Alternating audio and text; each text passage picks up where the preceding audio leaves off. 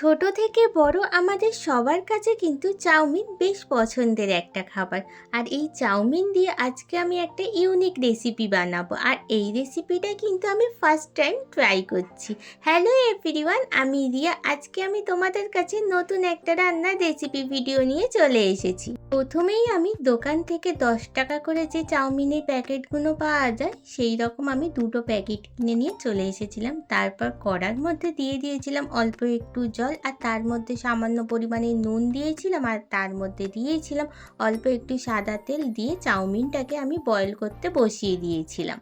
Just আমি 5 থেকে 7 মিনিটের জন্য আমি চাউমিনটাকে বয়েল করতে দিয়েছিলাম, কারণ একদম আমি খুব ভালো করে বয়েল করব না, যাতে একটুখানি শক্ত শক্ত থাকে সেই রকমভাবে আমি বয়েলটা করেছিলাম। আর এরপরে যতক্ষণ চাউমিনটা বয়েল হচ্ছিল ততক্ষণ আমি ভেজিটেবিলগুলো কেটে নিয়েছিলাম। আর এই ভেজিটেবিলগুলোর মধ্যে ছিল অল্প একটু রসুন কুচি, পেঁয়াজ কুচি, আদা কুচি, তারপর ক্যাপসিকাম, গাজর আর স্প্রিং অনিয়ন ছিল। এরপর কড়ার মধ্যে অল্প একটুখানি সাদা তেল দিয়ে দিয়েছিলাম, আর তার মধ্যে বয়েল করে রাখা হাফ কিছুটা চাউমিন আমি দিয়ে দিয়েছিলাম।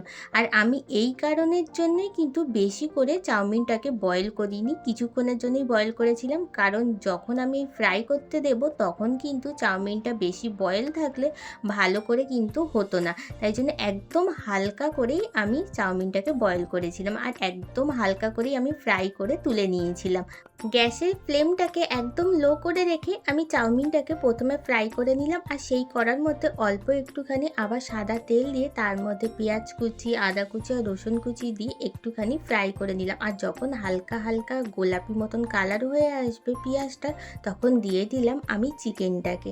চিকেন দেওয়ার পর অল্প একটু দিয়ে দিয়েছিলাম এর মধ্যে নুন, দিয়ে একটুখানি আমি চিকেনটাকেও সিদ্ধ হওয়ার জন্য রেখে দিয়েছিলাম, কিন্তু আমি এর মধ্যে কোনো রকম জল অ্যাড করিনি। নর্মাল চিকেন থেকেই কিন্তু জল বেরিয়ে আসলে সেটাই কিন্তু বেশ ভালো।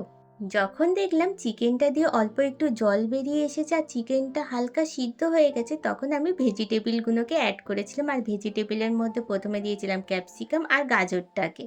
ক্যাপসিকাম আর গাজর দেওয়ার পরে আমি এর মধ্যে দিয়েছিলাম সামান্য পরিমাণে নুন, গোলমরিচের গুঁড়ো, অল্প একটু দিয়েছিলাম চিনি। দেওয়ার পরে একটুখানি নাড়াচাড়া করে নেওয়া হয়ে গেলে তারপরে আমি স্প্রিং অনিয়নটাকে দিয়ে দিয়েছিলাম। স্প্রিং অনিয়ন দেওয়ার পরে আমি এর মধ্যে সসগুলোকে অ্যাড করলাম। সসের মধ্যে ছিল অল্প একটু tomato sauce, green chilli sauce, dark soya sauce, আর দিয়েছিলাম অল্প একটু পরিমাণে ভিনিগার। সসগুলো দেওয়ার পর ভালো করে ভেজিটেবিলগুলোর সঙ্গে মিক্স করে নিলে তারপরে দিয়ে দিতে হবে বেশ কিছুটা পরিমাণে জল। আর জলটা দেওয়ার পর একটুখানি ফুটে গেলে এরপর দিয়ে দিতে হবে আগে থেকে গুলে রেখেছিলাম কর্নফ্লাওয়ারটাকে, সেই কর্নফ্লাওয়ারটা। আর সেই কর্নফ্লাওয়ারটা দেওয়ার পরে 10 থেকে 15 মিনিট পর রেডি হয়ে যাবে আমাদের ইজি পিজি চিলি চিকেন। তারপরে সার্ভ করতে হবে খুব সুন্দর ফ্রাই চাউমিনের সঙ্গে চিলি চিকেন। ফ্রাই চাউমিনের সঙ্গে চিলি চিকেন, এটা একটু অন্যরকম রেসিপি হয়ে গেল না? কারণ আমরা কিন্তু নর্মালি এমনি চিলি চিকেন আর সঙ্গে বয়েল চাউমিন খেয়েই থাকি, কিন্তু এত সুন্দর কিন্তু ফ্রাই চাউমিনের সঙ্গে চিলি চিকেন খেতে লাগবে আমি কিন্তু ভাবতেই পারিনি। কারণ ফার্স্ট টাইম আমি ট্রাই করছি, আর এত সুন্দর হয়েছিল, জাস্ট ফাটাফাটি। তোমরাও বাড়িতে ঝটপট গেস্ট আসলে এই রকমভাবে চাউমিন বানিয়ে দিতে পারো। টাটা।